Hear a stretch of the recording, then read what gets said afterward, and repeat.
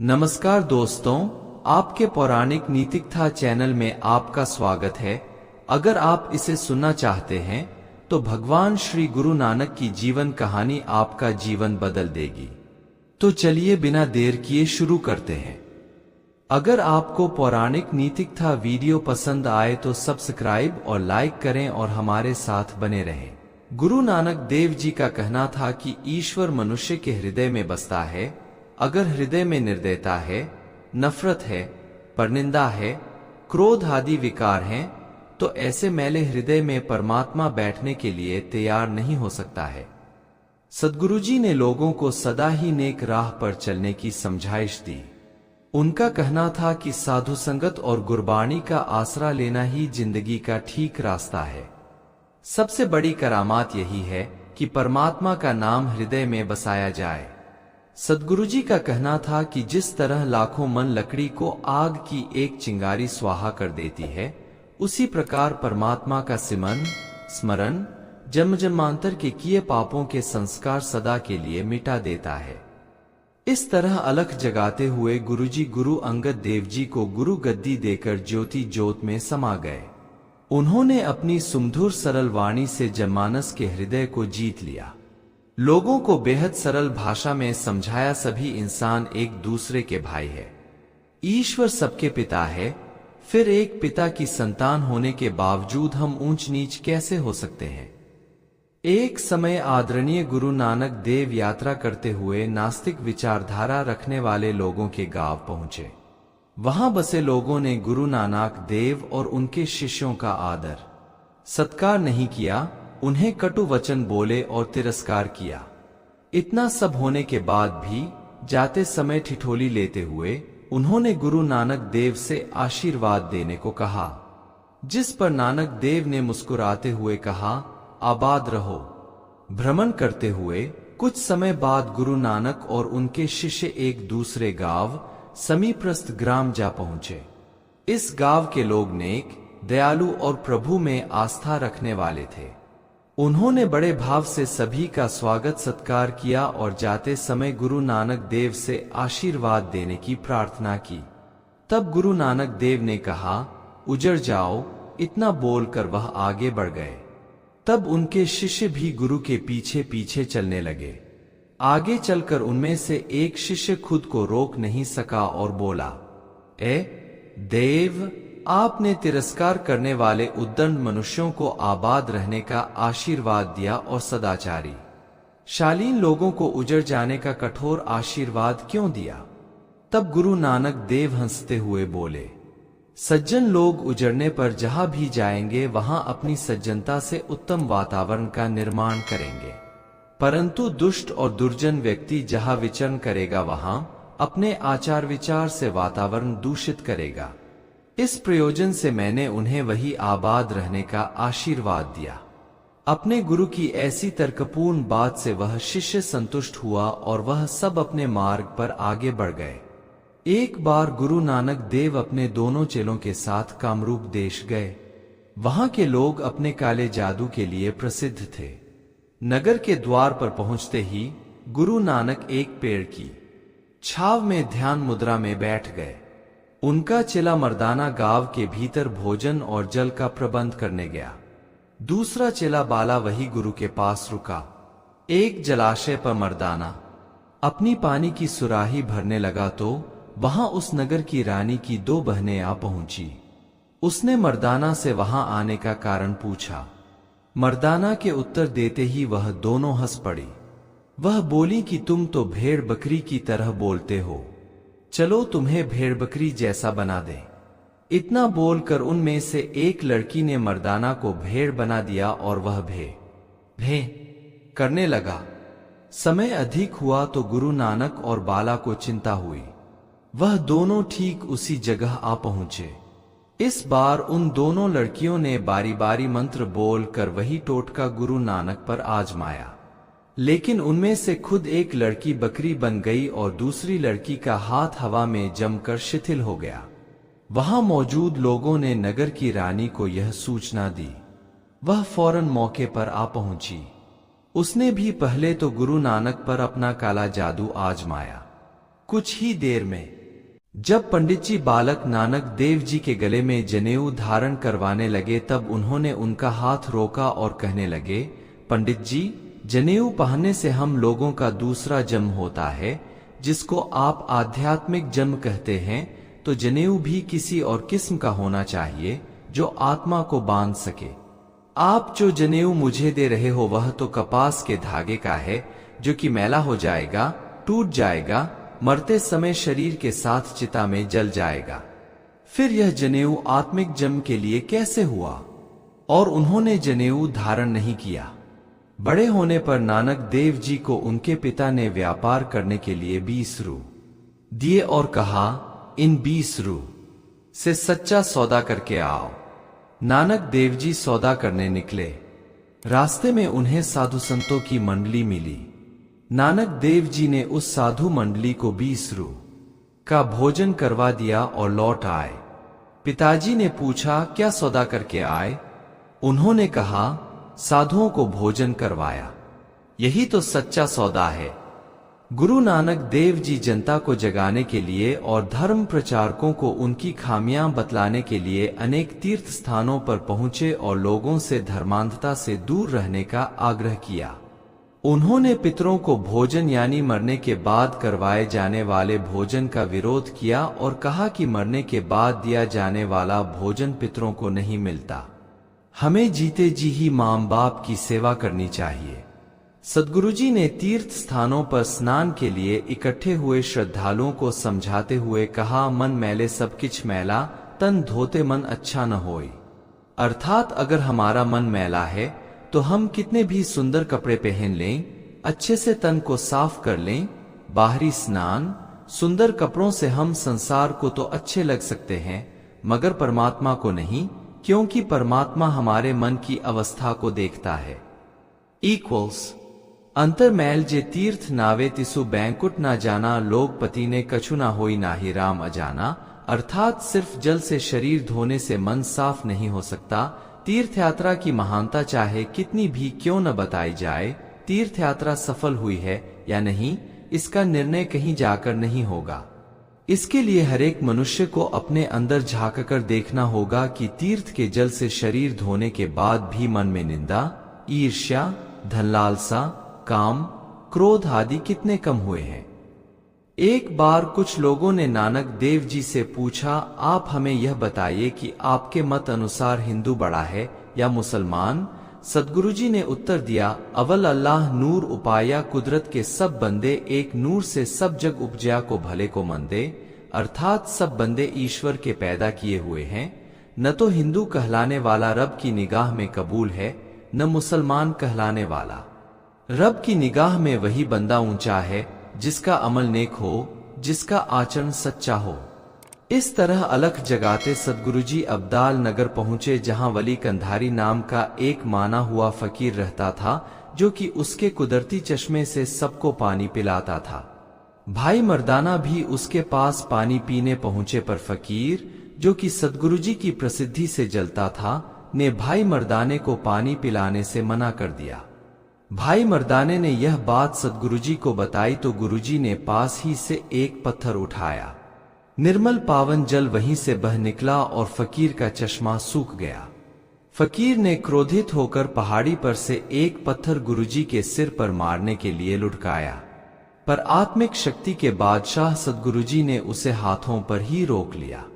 बताया जाता है कि उस पत्थर पर पंजे का निशान बन गया जो आज तक विद्यमान है। सद्गुरुजी की शक्ति देखकर फकीर ने उनके चरण पकड़ लिए। तब गुरुजी ने उसे सत्य धर्म का उपदेश देकर यह वचन दिया कि तेरा भी दीवा सदा दहकता रहेगा। असफलता मिलने पर वह जान गई कि उसका पाला किसी दैवीय शक्ति वाले संत से पड़ा है। माफी मांग लेने पर दयालु गुरु नानक देव ने उन दोनों लड़कियों को ठीक कर दिया तथा मर्दाना को भी उसके असली रूप में ला दिया। इस प्रसंग के बाद कामरूप के लोगों ने गुरु नानक देव से ज्ञान देने को कहा। हमारे अंदर ईश्वर का वास होता है। आप सबको लोगों को परेशान करना छोड़कर उनकी मदद करनी चाहिए। ध्यान करो, कर्तव्य पालन करो, लोगों से प्रेम करो, गुरु नानक यह उपदेश देकर वहां से आगे बढ़े। एक समय गुरु नानक देव और उनका चेला मर्दाना अमीनाबाद गए। वहां पर एक गरीब किसान लालू ने उन्हें भोजन के लिए आमंत्रित किया। उसने यथाशक्ति रोटी और साग इन दोनों को भोजन के लिए दिए। तभी गांव के अत्याचारी जमींदार मलिक भागू का सेवक वहां आया। उसने कहा, मेरे मालिक ने आपको भोजन के लिए आमंत्रित किया है। बार बार मिन्नत करने पर गुरु नानक लालू की रोटी साथ लेकर मलिक भागू के घर चले। मलिक भागू ने उनका आदर सत्कार किया, उनके भोजन के लिए उत्तम पकवान भी परोसे, लेकिन उससे रहा नहीं गया। उसने पूछा कि आप मेरे निमंत्रण पर आने में संकोच क्यों कर रहे थे? उस गरीब किसान की सूखी रोटी में ऐसा क्या स्वाद है जो मेरे पकवान में नहीं? इस बात को सुनकर गुरु नानक ने एक हाथ में लालू की रोटी ली और दूसरे हाथ में मलिक भागू की रोटी ली और दोनों को दबाया। उसी वक्त लालू की रोटी से दूध की धार बहने लगी, जबकि मलिक भागू की रोटी से रक्त की धार बह निकली। गुरु नानक देव बोले, भाई लालू के घर की सूखी रोटी में प्रेम और ईमानदारी मिली हुई है। तुम्हारा धन अप्रामाणिकता से कमाया हुआ है, इसमें मासूम लोगों का रक्त सना हुआ है, जिसका यह प्रमाण है। इसी कारण मैंने लालू के घर भोजन करना पसंद किया। यह सब देखकर मलिक भागू उनके पैरों में गिर गया और बुरे कर्म त्याग कर अच्छा इंसान बन गया। अपने दोनों चेलों के साथ गुरु नानक श्रीनगर कश्मीर यात्रा पर गए। वहां लोग गुरु नानक देव की सरलता से परिचित थे। एक दिन गुरु नानक वहां लोगों से भेंट करने के लिए आए तो हजारों लोगों की भीड़ उमड़ पड़ी। श्रीनगर में उस समय पर एक पंडित हुआ करते थे जिनका नाम ब्रह्मदास था। दैवी उपासना और आराधना में प्रवीण होने पर उनके पास कई असाधारण सिद्धि थी। अपना कौशल दिखाने के लिए ब्रह्मदास उड़ती चटाई पर सवार होकर गुरु नानक के पास पहुंचे। स्थान पर पहुंचकर देखा तो लोगों का जमावड़ा था, लेकिन गुरु नानक देव कहीं नजर नहीं आ रहे थे। इधर उधर झांक कर ब्रह्मदास ने लोगों से पूछा, कहाँ है गुरु नानक देव? तब लोगों ने कहा, आपके सामने ही तो वह बैठे हैं। उड़ती चटाई पर सवार ब्रह्मदास ने सोचा कि लोग शायद उसका मजाक बना रहे हैं, वहां गुरु नानक तो है ही नहीं। यह सोचकर वह जाने लगा तो उसकी चटाई जमीन पर आ पड़ी और साथ वह भी नीचे आ गिरा। इस घटना के कारण वहां उसकी खूब किरकिरी हुई। उसे अपनी चटाई कंधे पर लाद कर घर जाना पड़ा। घर जाकर उसने अपने नौकर से पूछा कि मुझे गुरु नानक क्यों नहीं दिखे? तब उनका शालीन नौकर बोला, शायद आपके आंखों पर अहम की पट्टी बंधी थी। अगले दिन पंडित ब्रह्मदास विनम्रता के साथ चलकर वहां गया। उसने देखा तेजमुखी गुरु नानक वही विराजमान थे। वह लोगों के साथ सत्संग कर रहे थे। तभी ब्रह्मदास से रहा नहीं गया। उसने गुरु नानक से सवाल किया, कल मैं चटाई पर उड़कर आया था, लेकिन तब आप क्यों नहीं दिखे थे? तब गुरु नानक बोले, इतने अंधकार में भला मैं तुमको कैसे दिखता? यह सुनकर ब्रह्मदास बोला, अरे मैं तो दिन के उजाले में आया था। ऊपर आसमान में तो चमकता सूरज मौजूद था, तो अंधकार कैसे हुआ? गुरु नानक ने कहा, अहंकार से बड़ा कोई अंधकार है क्या? अपने ज्ञान और आकाश में उड़ने की सिद्धि के कारण तुम खुद को अन्य लोगों से ऊंचा समझने लगे। अपने चारों तरफ देखो, कीट पतंगे, जंतु, पक्षी भी उड़ रहे हैं। क्या तुम इनके समान बनना चाहते हो? ब्रह्मदास को अपनी भूल समझ आ गई। उसने गुरु नानक से मन की शांति और उन्नति का ज्ञान लिया और भविष्य में कभी अपनी सिद्धियों पर अभिमान नहीं किया। एक बार गुरु नानक देव अपने शिष्यों के साथ हरिद्वार गए। वहां पर उन्होंने देखा एक पंडित अपने यजमान को सूर्य की ओर जल अर्पण करने का निर्देश दे रहा था। यह देखकर वह तुरंत पानी में उतरे। उन्होंने सूर्य से उलट दिशा में पानी अर्पण करना शुरू किया। यह देखकर पंडित गुस्सा हो गया। उसने कहा, जल अर्पण वहां नहीं करते, सूर्य की ओर करने से पितरी को मोक्ष मिलता है। इस बात को अनसुनी करके फिर से गुरु नानक सूर्य से उल्टी दिशा में जल अर्पण करने लगे। एक बार फिर से टोकने पर गुरु नानक ने सवाल किया कि पंडित जी, यह पितृलोक यहां से कितनी दूरी पर होगा? तब पंडित बोले, होगा शायद हजारों लाखों किलोमीटर दूर। तब गुरु नानक बोले, अगर यहाँ गंगा किनारे जल अर्पण करने से पितृलोक में उपस्थित मृत स्वजनों को जल दिया जा सकता है, तो मेरे गांव में मौजूद मेरे खेत पर तो यह जल अवश्य पहुंच सकता है। मैं अपने खेतों को पानी देने के प्रयोजन से इस दिशा में जल अर्पण कर रहा हूं। गुरु नानक की इस बात से यजमान और पंडित हंसे और उनकी बात का तात्पर्य भी वह समझ गए। एक बार गुरु नानक के मुसलमान चेले मर्दाना ने कहा कि वह मक्का मदीना जाना चाहता है। उसका यह मानना था कि एक मुसलमान जब तक मक्का नहीं जाता है तब तक सच्चा मुसलमान नहीं कहलाता है। कुछ ही दिनों में गुरु नानक, मर्दाना और बाला तीनों मक्का की यात्रा पर निकले। वहां पहुंच जाने पर गुरु नानक काफी थक गए। वह मुसाफिरों के लिए बनी आरामगाह पर जाकर आराम करने लगे। गुरु नानक को देखकर उस जगह काम करने वाला एक खादिम आग बबूला हो गया। उसने गुरु नानक से गुस्से में कहा, आपको इतनी समझ नहीं कि खुदा की ओर पांव रख कर नहीं सोते? तब गुरु नानक बोले, मुझे विश्राम करने दो भाई, मैं बहुत थका हुआ हूं। या फिर तुम खुद ही मेरे पांव उस दिशा में कर दो जिधर खुदा न हो। तब खादिम को एहसास हुआ कि खुदा तो हर तरफ है और उसने गुरु नानक देव से माफी मांग ली। गुरु नानक ने भी उसे माफ कर दिया और मुस्कुराते हुए कहा, खुदा दिशाओं में वास नहीं करते, वह तो दिलों में राज करते हैं। अच्छे कर्म करो, खुदा को दिल में रखो, यही खुदा का सच्चा सदका है। मुझे विश्राम करने दो भाई, मैं बहुत थका हुआ हूं। या फिर तुम खुद ही मेरे पांव उस दिशा में कर दो जिधर खुदा न हो। तब खादिम को एहसास हुआ कि खुदा तो हर तरफ है और उसने गुरु नानक देव से माफी मांग ली।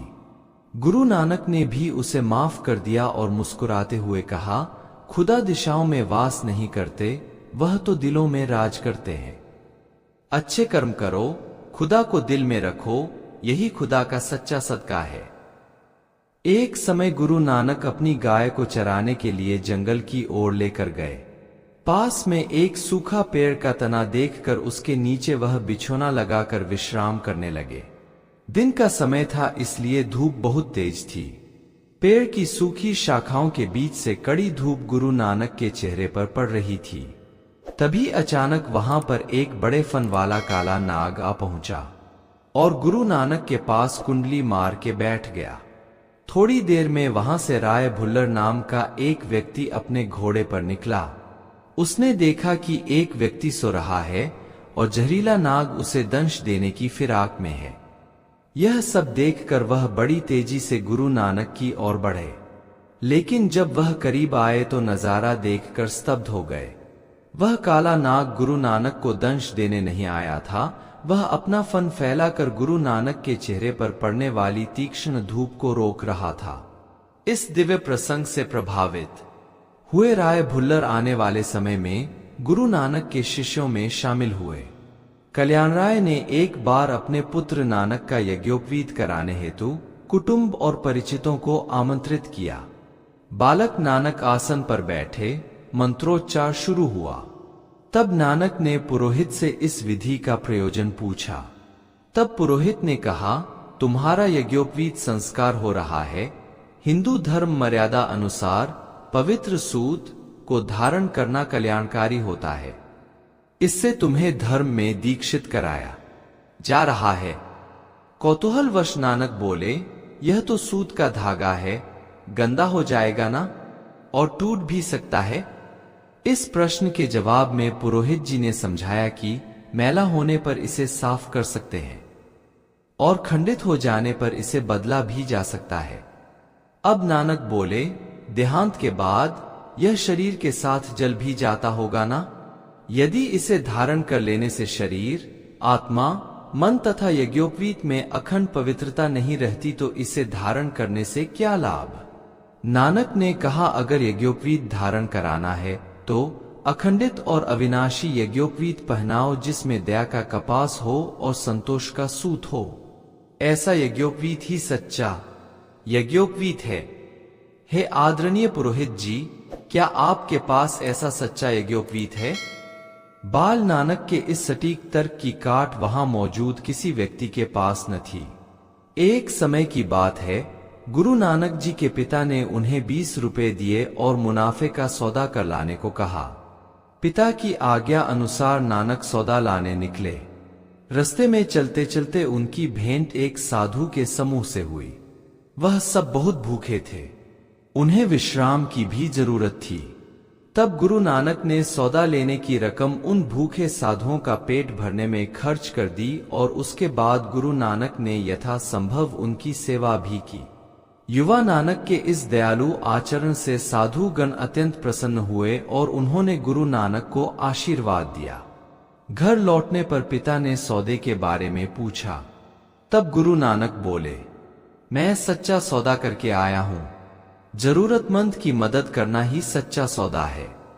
गुरु नानक की इस मानवतावादी विचारधारा से उनके पिता बहुत खुश हुए और उन्होंने पुत्र नानक को गले से लगा। राम भक्त हनुमान। 3 भक्तिपूर्ण प्रेरक प्रसंग। एक बार गुरु नानक देव जी अपने शिष्यों के साथ जगत का उद्धार करते हुए एक गांव पहुंचे। वहां गांव के बाहर सबसे अलग थलग एक झोपड़ी बनी थी, जिसमें कुष्ठ रोग से ग्रसित एक आदमी रहता था। नानक देव जी उस कोढ़ी के पास गए और रात भर इस झोपड़ी में ठहरने की अनुमति मांगी। कोढ़ी को आश्चर्य हुआ कि एक तरफ जहां उसे पूरे गांव वालों, यहां तक कि उसके घर वालों ने भी अलग कर दिया है और कोई उससे बात नहीं करता, वही ये लोग उसके घर में रात भर रहना चाहते हैं। वह कुछ बोल न सका और सिर्फ नानक देव जी को और देखता रहा। कुछ देर में मर्दाना और बाला ने भजन कीर्तन शुरू कर दिया। कोरी बड़े ध्यान से कीर्तन सुनने लगा। कुछ देर बाद गुरु नानक ने उससे पूछा, भाई तुम यहाँ गांव के बाहर इस झोपड़ी में अकेले क्यों रहते हो? तब कोरी ने दुखी मन से बताया कि उसे कोह है, जिस कारण उसके घर वालों ने भी उससे संबंध खत्म कर लिए और पूरे गांव में कोई परछाई तक करीब नहीं आने देता। तब नानक ने कहा, जरा मुझे भी तो अपना रोग दिखाओ। फिर जैसे ही वह कोरी नानक जी को अपना रोग दिखाने को उठा, एक महान चमत्कार हुआ। उसके हाथ पांव की उंगलियां सीधी हो गईं, सभी अंग ठीक प्रकार से काम करने लगे। उसका कुष्ठ रोग हमेशा के लिए खत्म हो गया। वह नानक देव जी के चरणों में लिपट पड़ा। नानक जी ने उसे उठाया और गले लगाकर कहा, प्रभु का स्मरण करो और लोगों की सेवा करो, यही मनुष्य के जीवन का मुख्य कार्य है।